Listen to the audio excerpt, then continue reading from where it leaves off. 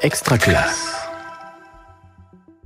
Bonjour chers poditeurs et poditrices. Dans ce nouvel épisode Parlons pratique, nous allons aborder un enjeu de santé publique, mais aussi d'égalité dans les relations entre filles et garçons, de lutte contre les violences et les discriminations et plus largement de bien-être pour favoriser les apprentissages de toutes et tous. Qu'est-ce qu'on peut en dire de plus, Régis ? Alors je dirais, Hélène, que c'est un sujet sensible, que ça concerne toutes les disciplines, que ça fait partie des programmes officiels et que pourtant c'est encore trop peu abordé à l'école. Vous l'aurez compris, nous allons traiter de l'éducation à la vie affective, relationnelle et à la sexualité, ou EVARS, alors un acronyme pas forcément facile à prononcer, mais que vous entendrez peut-être. Effectivement, et on va se demander en quoi c'est le rôle de l'école et comment lever les obstacles à la mise en œuvre de séances dédiées à l'école, justement. Dans cet épisode qui se veut pédagogique et pragmatique, nous allons rappeler les enjeux et le cadre institutionnel, donner des pistes pour répondre à l'échelle des établissements, en s'appuyant sur des partenaires éducatifs de confiance. Alors pour cela, nous sommes entourés d'une chargée d'études en santé sexuelle, d'une professeure des écoles, journaliste et podcasteuse, et d'un chargé de mission académique. Éducation à la vie affective, relationnelle et à la sexualité, on se lance ?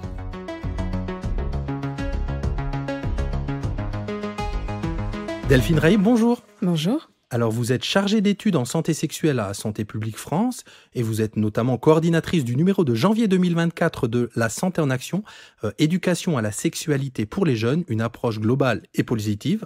J'ai tout bon ? C'est exactement cela. Alors une question express pour vous, Delphine.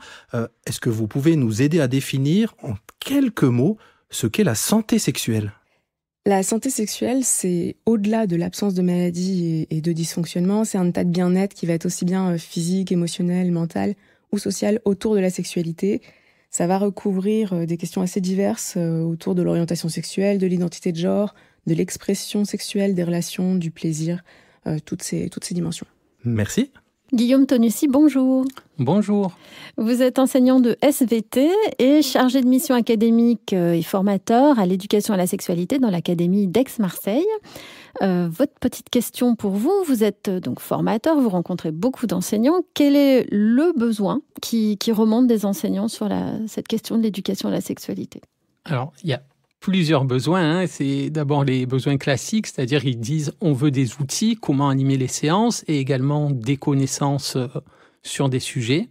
Mais il y a aussi des besoins non exprimés qui apparaissent au cours des formations, comme par exemple réfléchir par rapport à leur posture face aux élèves ou encore comment réussir à mettre en place l'éducation à la sexualité concrètement dans l'établissement. Lolita Rivet, bonjour. Bonjour.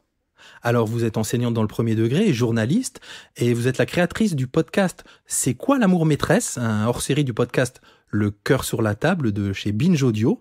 Question express pour vous, dites-nous en 2 mots, pourquoi est né ce podcast ? Moi, je suis devenue professeure des écoles il y a 5 ans, et j'ai commencé à faire de l'éducation à la vie relationnelle, affective et sexuelle sans vraiment m'en rendre compte, en fait, parce qu'il y avait vraiment des besoins. Et puis j'ignorais que c'était dans la loi, j'ignorais que c'était mon métier, on n'en parle pas du tout dans les écoles. Et en faisant ces séances, en ouvrant cet espace de discussion avec les enfants, je me suis rendu compte de tous les bienfaits que ça avait, de l'impact que ça avait sur eux, sur nous, sur leurs relations. Et j'avais vraiment envie qu'on entende leurs paroles et puis aussi enquêter sur pourquoi ces séances ne sont pas mises en place, pourquoi on n'en parle pas aux profs, pourquoi 20 ans après la loi, on en est toujours là en France. Alors, on entre directement dans le temps 1 de cette émission qu'on a appelée « Pourquoi il faut vraiment y aller ?» On va faire un état des lieux, des besoins et des freins. Mais je vous propose justement qu'on commence par écouter les premiers concernés, les élèves, en l'occurrence vos élèves de CE1, Lolita Rivet. Il s'agit d'un extrait de l'épisode 3 qui est intitulé « Mon corps, c'est mon corps » de ce podcast, donc « C'est quoi l'amour maîtresse ?» Un épisode où vous leur faites découvrir un volet essentiel qui est le consentement. J'aimerais que vous me disiez toutes les manières que vous connaissez de toucher quelqu'un. Taper, pousser, baffer, voilà, gifler. Ok, on n'a que des manières très violentes de toucher là. Tabasser, terrasser. On est sur un combat avec un dragon là. Oui, Margot. Je suis pas sûre que c'est un verbe, mais câliner, bisouiller, gratter, faire des guilis, frôler.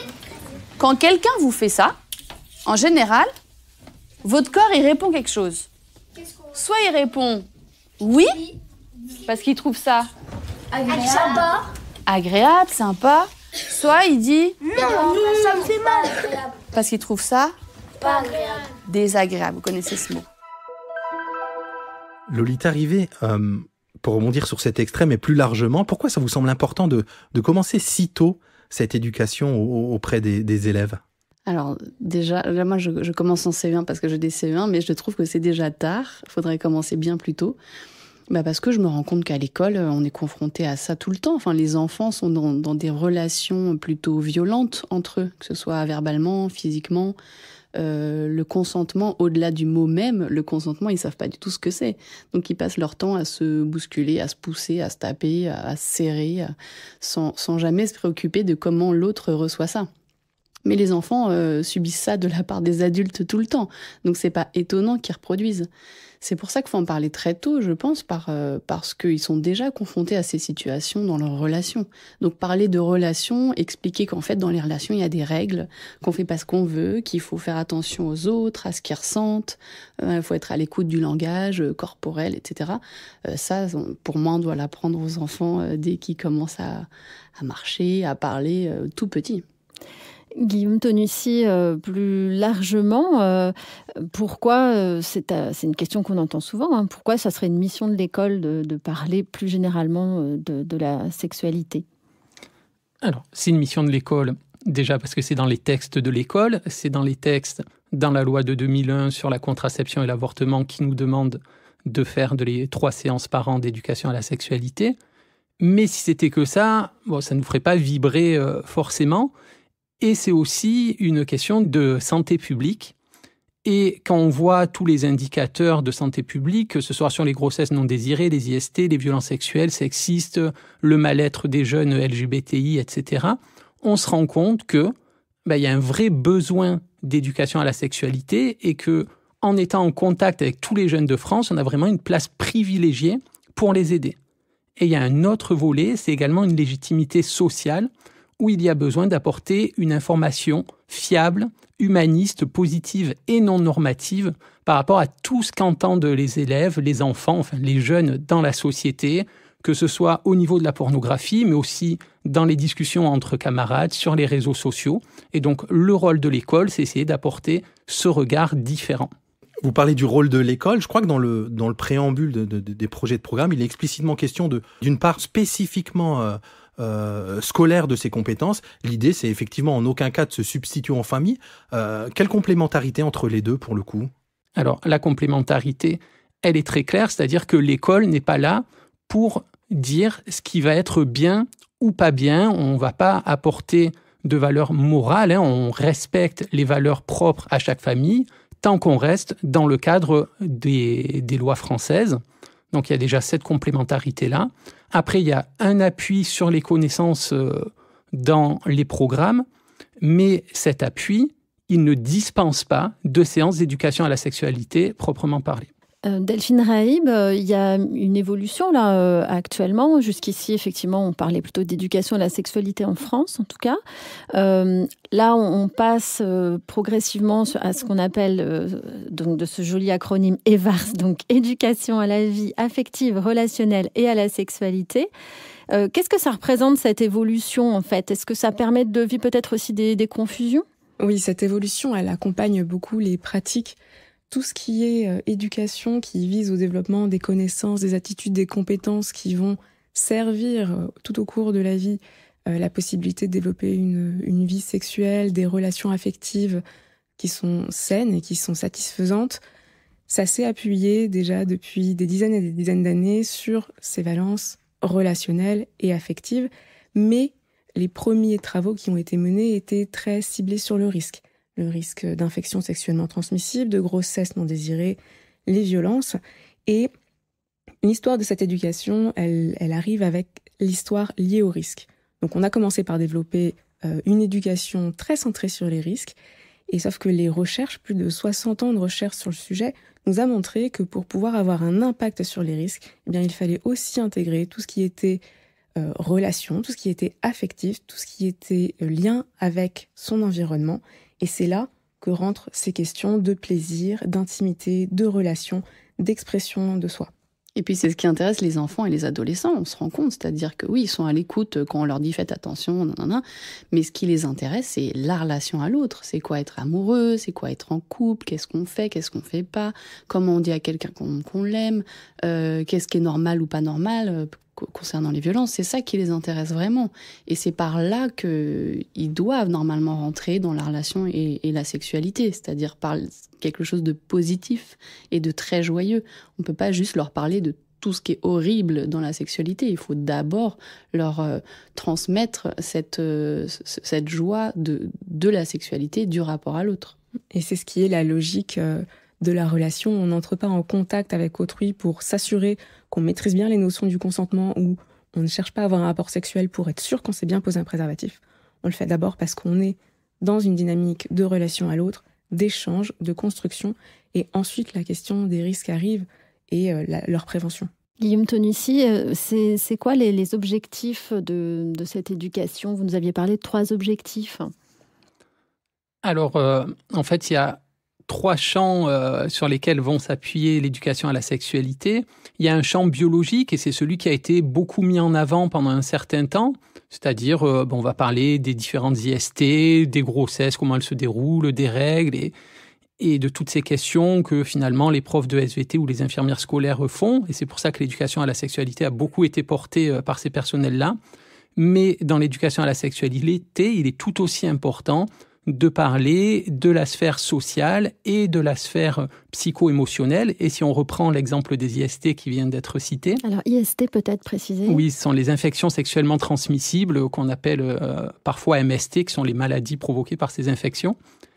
Et si on prend l'exemple du préservatif, on peut penser raisonnablement que tous les lycéens savent qu'il faut porter un préservatif pour éviter une contamination par une infection sexuellement transmissible. Et pourtant, tous ne le font pas.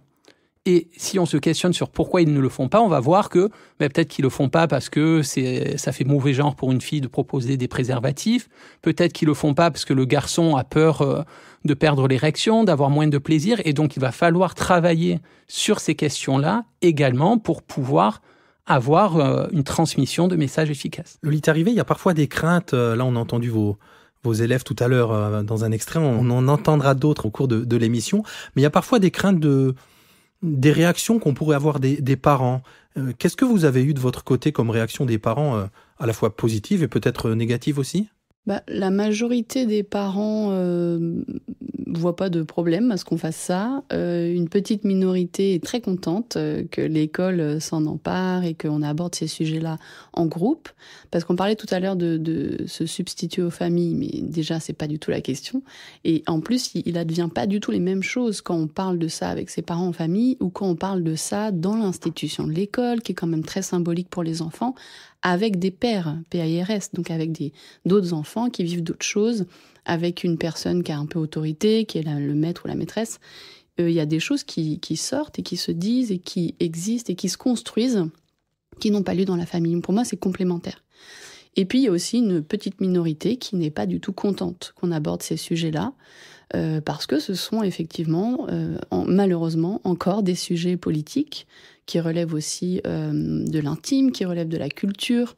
Et donc, il y a des gens qui pensent encore qu'il ne faut pas nommer les parties intimes par les vrais noms, qui pensent qu'il ne faut pas parler d'homosexualité ou de bisexualité aux enfants, qui pensent qu'il ne faut pas questionner le genre avec les enfants. En fait, tout ce qui remet en question la norme, on est tous issus de la société, donc il y a des adultes qui sont parents d'enfants qui pensent qu'il ne faut pas questionner la norme, et surtout pas à l'école, que ça relève du privé, ça relève de la famille, et alors que pas du tout. Pas du tout. C'est pas du tout dans le sens du bien-être des enfants de ne pas aborder ces sujets-là. Les enfants en ont besoin, et on le voit quand on fait ces séances. Ils ont besoin qu'on aborde ces questions-là parce qu'ils grandissent dans notre société. Ils sont témoins de tout ce qui se passe. Ils voient, ils entendent. Et en fait, il y a plein d'enfants, la majorité, je pense, qui dans leur famille n'ont pas cet espace de parole. Parce qu'ils voient bien que c'est tabou, que c'est quelque chose dont on ne parle pas, en fait, qui n'existe pas. Donc leur offrir cet espace de parole à l'école, il y en a qui ont vraiment besoin de ça. Et ces oppositions de parents ou même d'adultes qui ne sont pas parents, elles sont souvent basées sur des craintes et de la méconnaissance de ce qu'est l'éducation à la vie affective, relationnelle et à la sexualité. Et Alors soyons très clairs, cette EVARS, c'est pas un enseignement du Kama Sutra ou des pratiques, quel que soit l'âge. Même au lycée, ce ne sera pas ça. Et c'est un enseignement qui va être adapté à l'âge, qui va être progressif, qui va être adapté à l'âge des enfants. Et d'ailleurs, ça se retrouve très bien dans le projet de programme qui est porté actuellement, où on a ces 2 étapes pour le cycle 1 et le cycle 2, une éducation à la vie affective et relationnelle. Et à partir du cycle 3, on fait entrer le terme et à la sexualité pour bien montrer cette progressivité et aussi rassurer sur les éléments qui peuvent être mobilisés aux différents âges de la vie et de la scolarité. Je suis d'accord avec Delphine, il y a une vraie méconnaissance des parents réfractaires qui souvent se font une montagne ou se font des fausses idées, mais aussi parce qu'il y a des gens qui relaient ces fausses idées, il y a des gens qui diffusent des fausses informations sur ce que c'est l'éducation à la sexualité. Donc on a entendu parler d'apprendre la masturbation aux enfants en maternelle, enfin personne n'a besoin d'apprendre la masturbation aux enfants, ils découvrent tout seuls, ou de vouloir transformer les petits garçons en petites filles ou l'inverse, enfin on a entendu n'importe quoi. Donc, à la fois, il y a une grosse méconnaissance et moi, je pense qu'il serait intéressant que l'État ou au moins le ministère s'interroge sur une campagne publique d'information sur ce que c'est l'éducation sexuelle dans les écoles pour mettre fin à toutes ces fausses informations. Mais j'ai aussi fait face à des parents qui ne veulent pas savoir ce qui se dit. C'est-à-dire que à chaque fois que je commence l'année, je propose une réunion d'information aux parents pour leur parler spécifiquement de cet enseignement-là.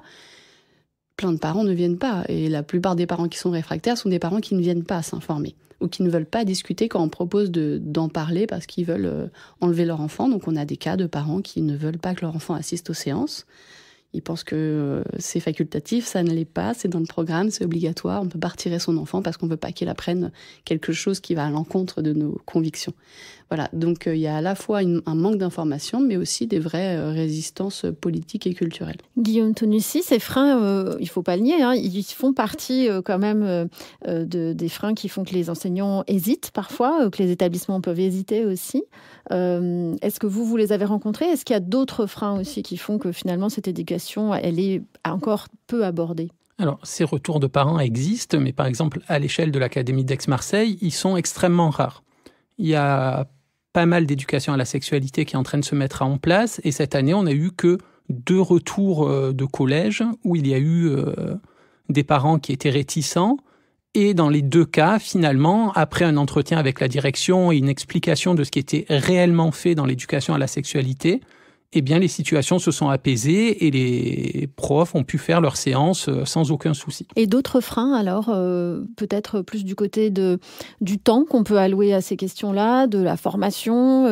On imagine bien qu'il y a beaucoup d'autres choses aussi à aborder. Oui, alors là, il y a un énorme frein institutionnel qui sont ces 3 heures qui sont inscrites et indiquées. Voilà, il faut faire 3 heures d'éducation à la sexualité et qui ne sont présentes nulle part. En primaire, il y a peut-être un peu plus de souplesse, et encore, j'en suis pas sûr.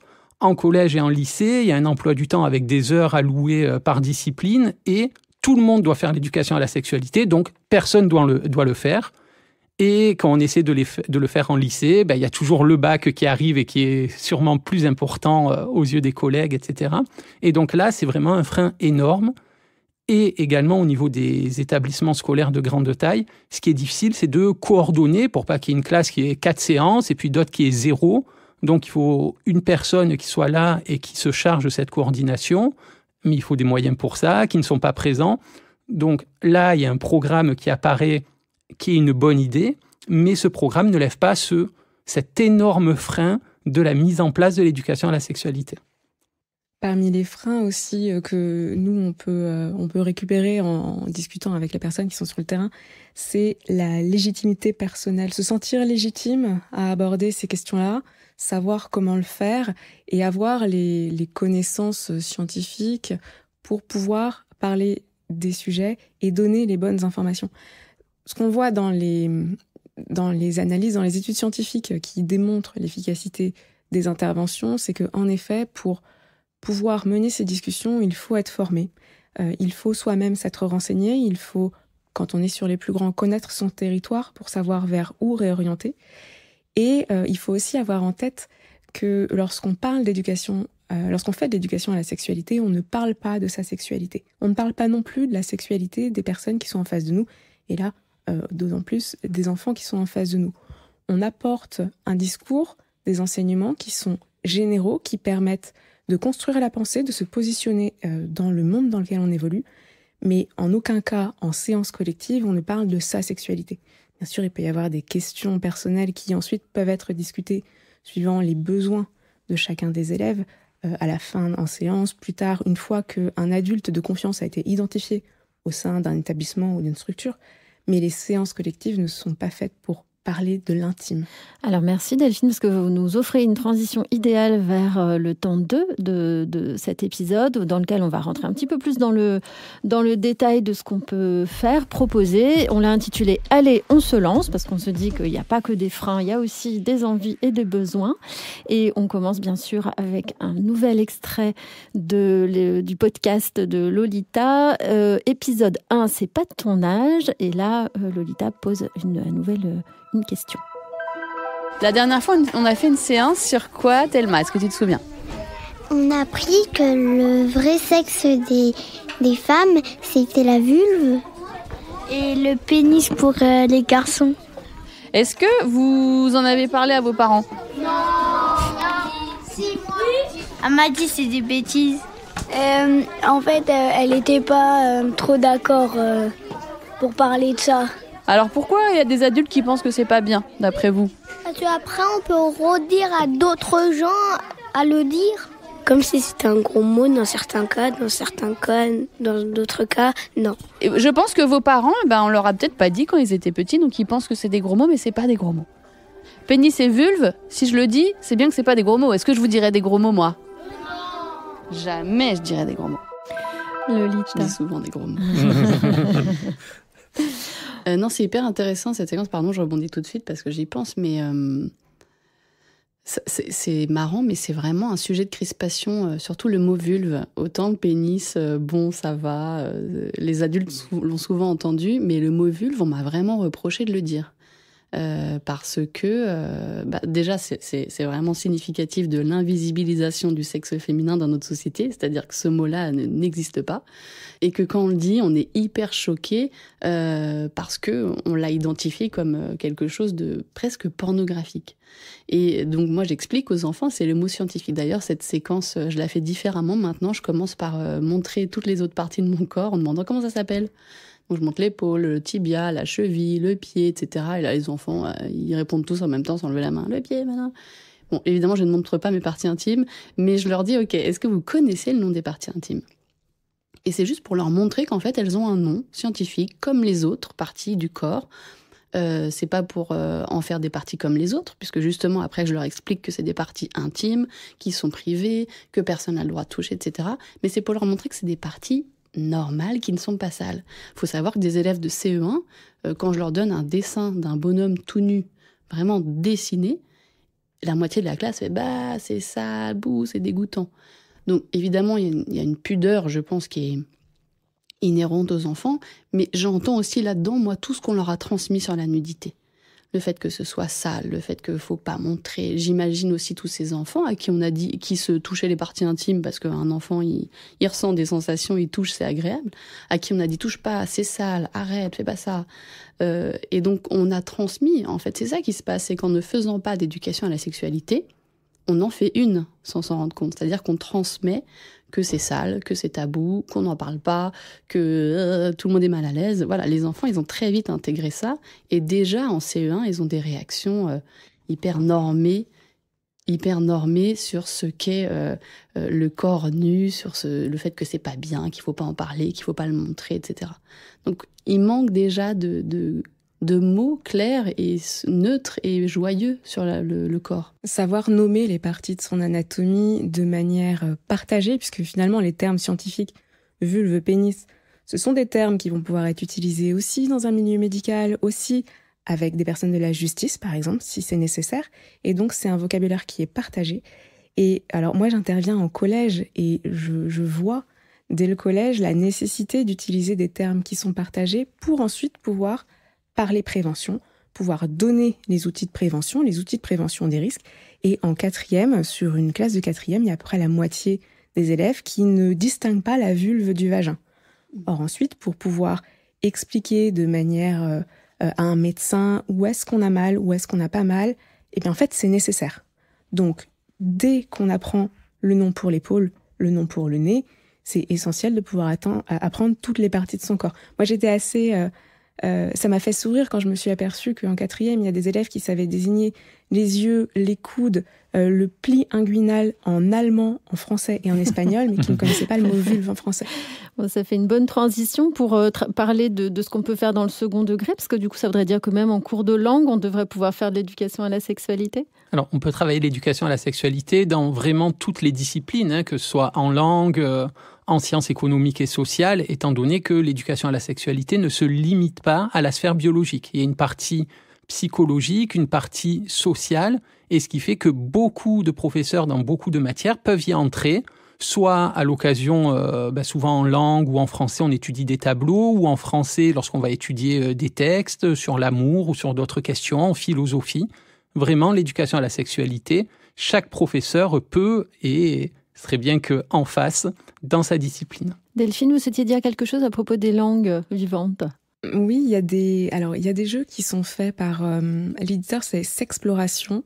Il y a 2 jeux qui permettent de travailler pour l'un la notion de consentement, pour l'autre les notions de discrimination, et qui sont en 4 langues, en français, en anglais, en allemand et en espagnol.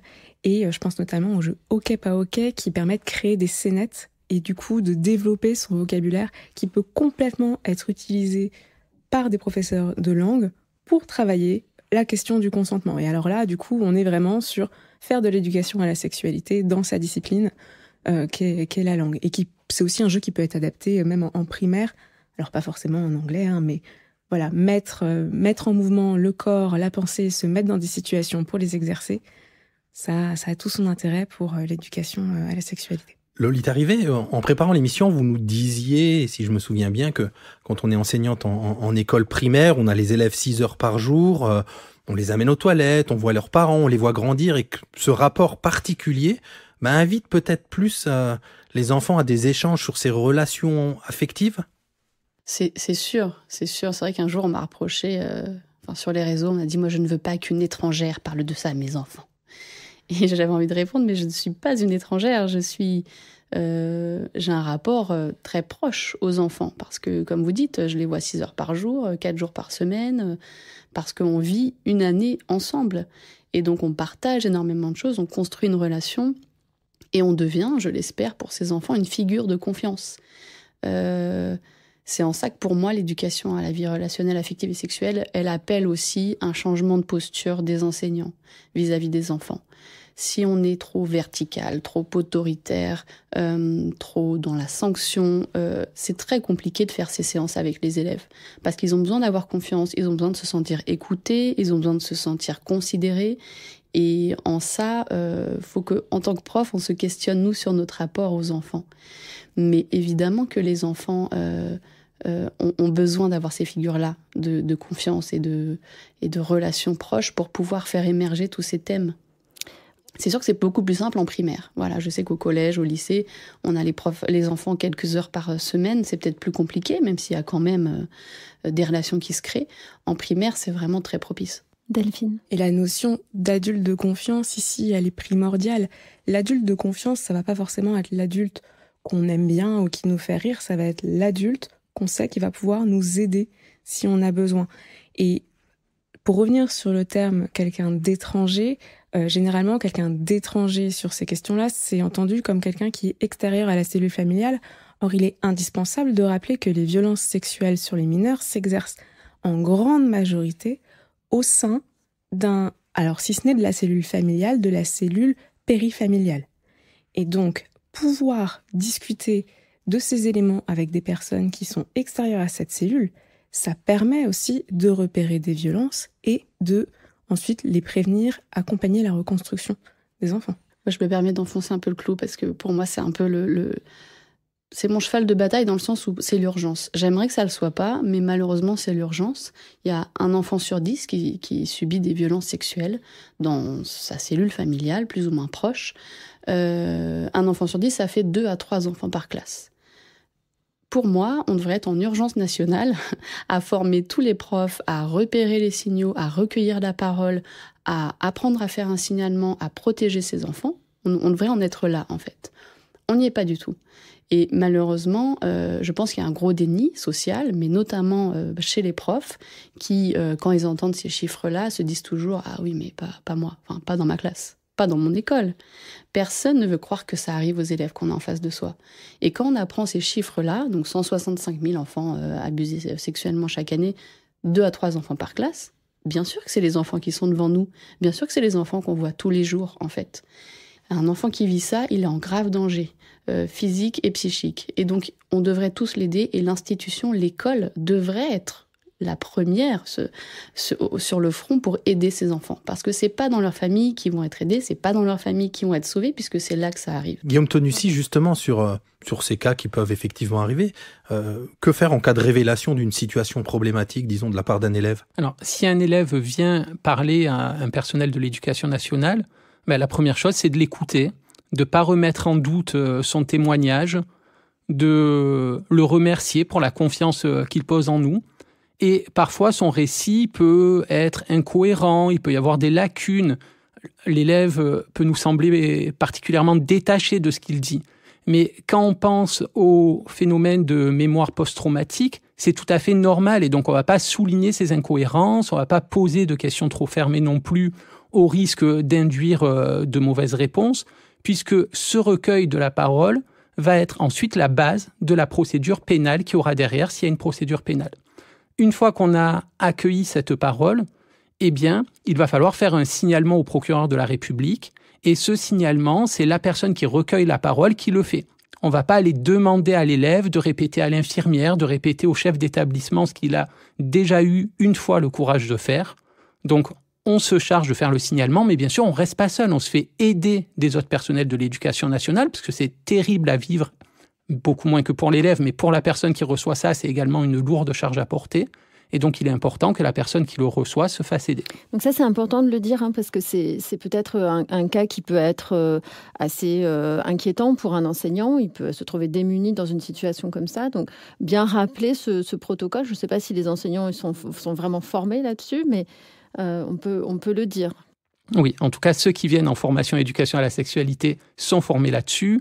Les infirmières, les assistantes sociales sont formées là-dessus et peuvent ensuite encadrer le professeur qui a reçu cette information. Mais je veux juste compléter, pardon, c'est important parce qu'en fait, de ce que j'entends, moi, quand je parle aux autres profs, les profs ont l'impression, et là encore, c'est un manque de formation et d'information, ont l'impression que c'est à eux de décider si l'enfant dit vrai ou pas. Et moi, à chaque fois que je parle à des collègues, je leur dis, vous n'êtes pas enquêteur, vous n'êtes pas policier, vous n'êtes pas juge, c'est pas à vous d'enquêter. C'est juste à vous de prendre la parole de l'enfant et de la transmettre à des professionnels qui, eux, vont enquêter socialement, etc. Mais c'est pas à vous, professeur, de dire si l'enfant ment ou pas. Donc moi, j'ai déjà eu des professeurs qui m'ont dit, oui, mais cet enfant, il m'a déjà menti, donc je sais pas trop. C'est pas la question, en fait. Évidemment, il y a des enfants qui mentent. C'est pas la question. Un enfant qui fait des révélations, notre devoir de professionnel, c'est de faire un signalement. Ensuite, le problème qu'il y a aujourd'hui, c'est que quand on fait des signalements, et j'en parlais encore à une chef d'établissement, il ne se passe rien. Ou alors on ne sait pas ce qui se passe, c'est-à-dire l'établissement n'est pas tenu au courant de ce qui se passe. Ou alors, on aboutit très souvent à des non-lieux. Voilà, il y a une assistante sociale qui va voir dans les familles, tout va bien, il se passe rien. Et donc, ce qui se passe, c'est quoi ? C'est que les chefs d'établissement et les profs deviennent hyper frileux à faire des signalements quand ils en ont déjà fait un et que l'enfant n'a pas été protégé, n'a pas été cru, que rien n'a été mis en place. Donc, il y a très souvent des enfants qui sont changés d'école quand l'établissement ou le prof commence à s'inquiéter pour un enfant parce qu'il a des suspicions ou même qu'il a parlé. Énormément d'enfants sont changés d'école. Donc, c'est dramatique pour moi, c'est-à-dire je suis sûre qu'on passe chaque année à côté d'enfants qui cherchent de l'aide, qui nous tendent des perches, qui parlent et on n'arrive pas à les aider. Et quand on essaie de les aider, on n'est pas soutenu derrière socialement, juridiquement. Et donc là, il y a un gros problème parce qu'on invite les enfants à parler, on les invite à parler, à révéler, etc. Sauf que quand ils parlent, on les protège pas et il se passe rien. Il faudrait vraiment des grosses politiques publiques aujourd'hui sur la protection de l'enfance et on a beaucoup de discours mais pas beaucoup de moyens. Delphine Reibe ? Je voudrais insister sur ce qu'ont dit mes deux acolytes.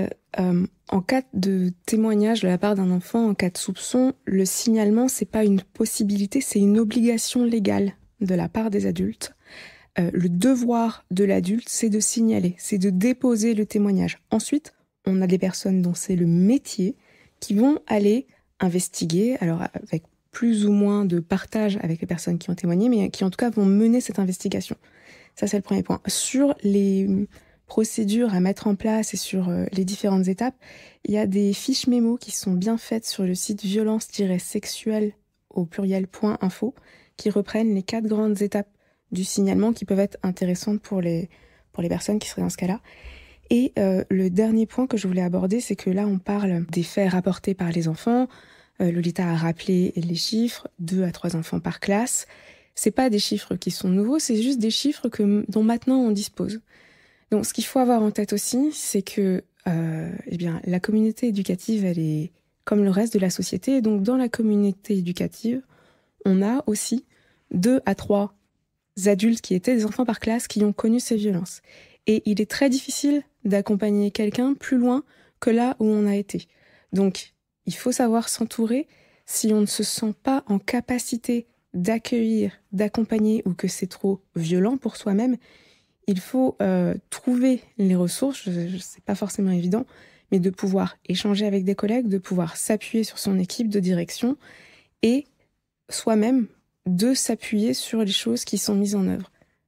Pour pouvoir accompagner sur ces questions-là, il faut soi-même être en capacité d'avancer. C'est pas forcément simple.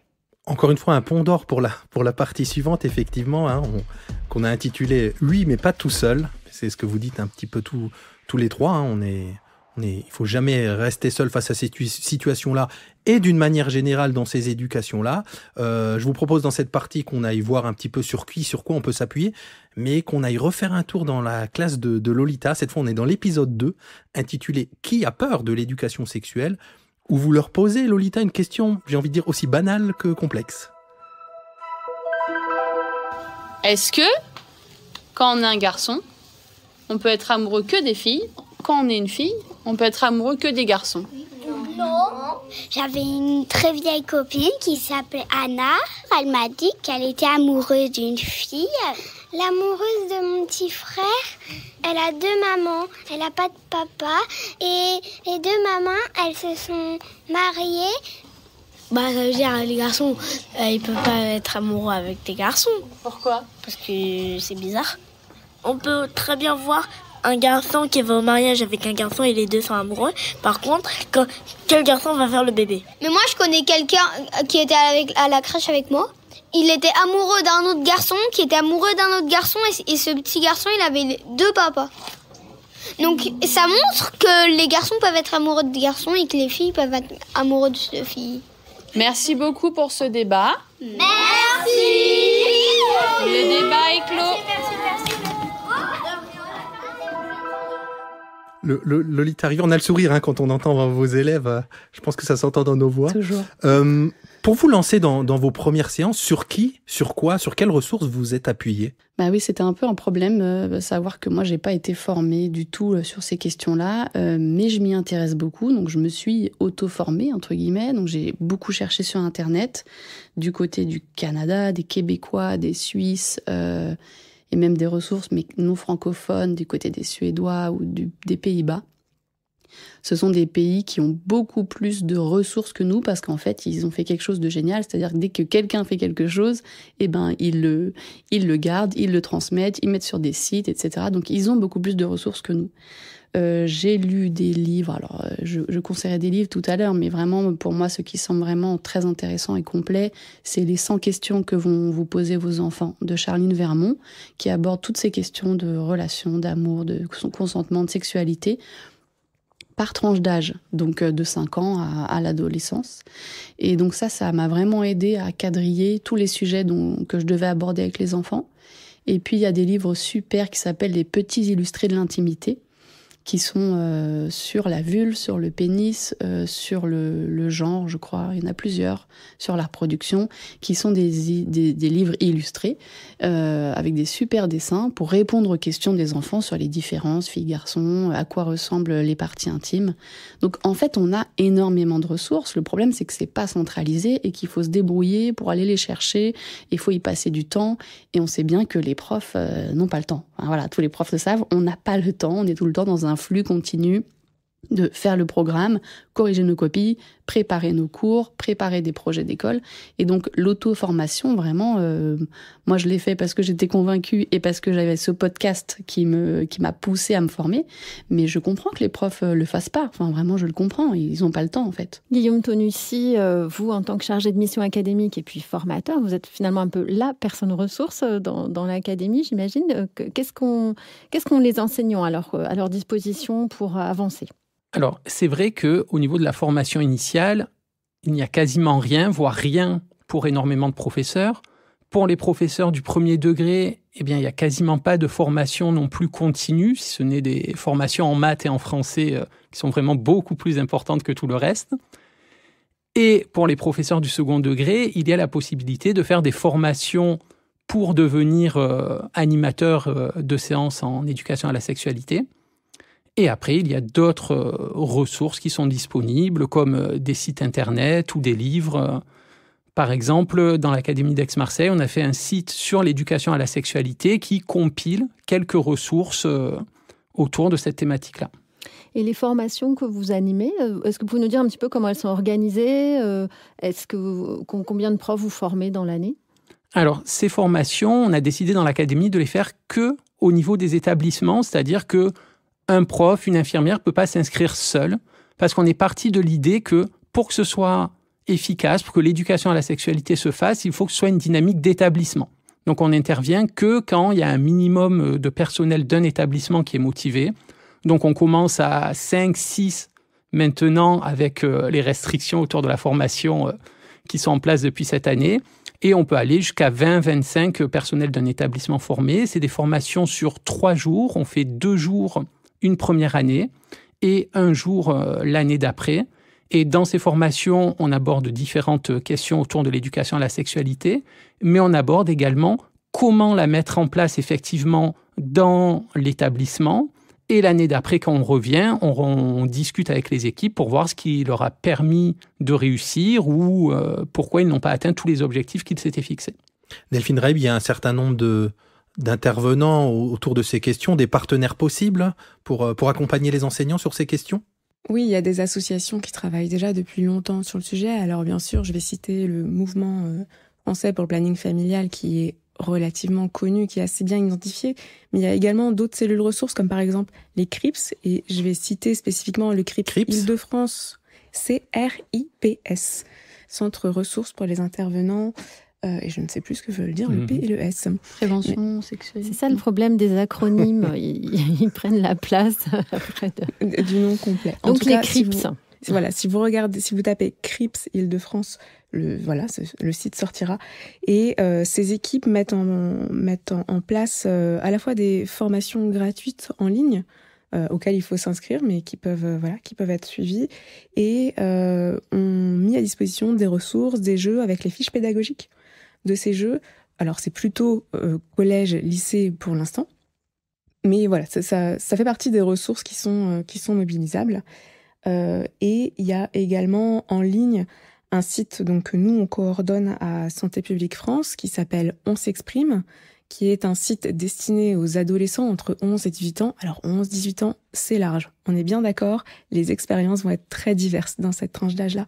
Mais l'avantage, c'est que bien que le site soit destiné aux adolescents, il peut permettre aux adultes d'aller voir comment les questions sont abordées, quelles questions sont abordées, comment est-ce qu'on parle de ces choses-là, avec quels mots, selon quel concept, pour déjà se faire une idée, s'outiller dans la discussion.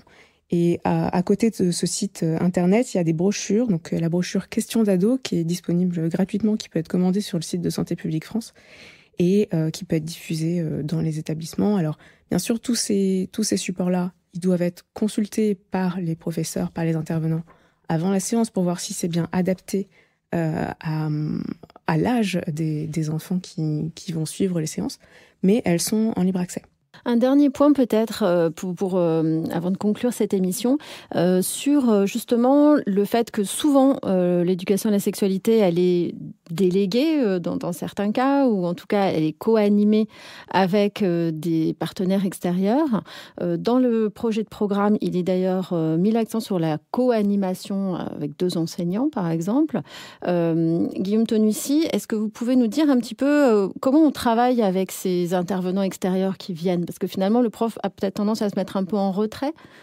Alors, ces intervenants extérieurs, mais déjà, on les remercie parce qu'ils pallient finalement tous les manques de l'éducation nationale.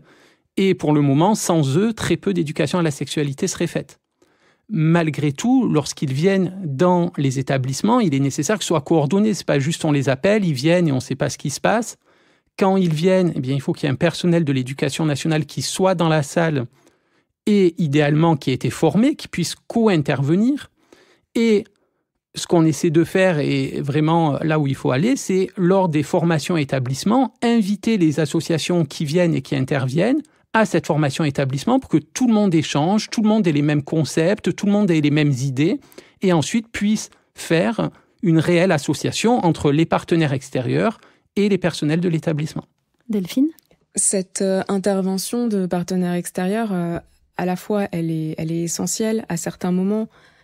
Donc, s'il y a 3 séances chaque année sur tout le cursus, voilà, on peut imaginer des moments où ces interventions extérieures, elles sont organisées et en fait, elles permettent de faire exister sur le territoire des aides. C'est-à-dire que c'est toujours plus facile d'aller au planning du coin quand Josiane, elle est passée et qu'on sait que peut-être on va retrouver Josiane, que quand c'est quelque chose qui est juste théorique.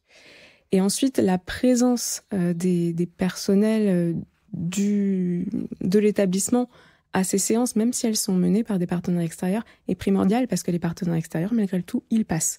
C'est-à-dire que les élèves ne vont pas forcément aller dans leur structure, alors que les personnels, ils restent. Et c'est là que peut se construire aussi l'identification de personnes de confiance, ces personnes de confiance qui sont clés, et qu'il va pouvoir y avoir un suivi dans ce qui a été dit, dans ce qui a été évoqué. S'il y a des questions qui font surface après les séances, eh bien, c'est ces relais, ces personnels qui sont à domicile, entre guillemets, qui vont pouvoir le faire.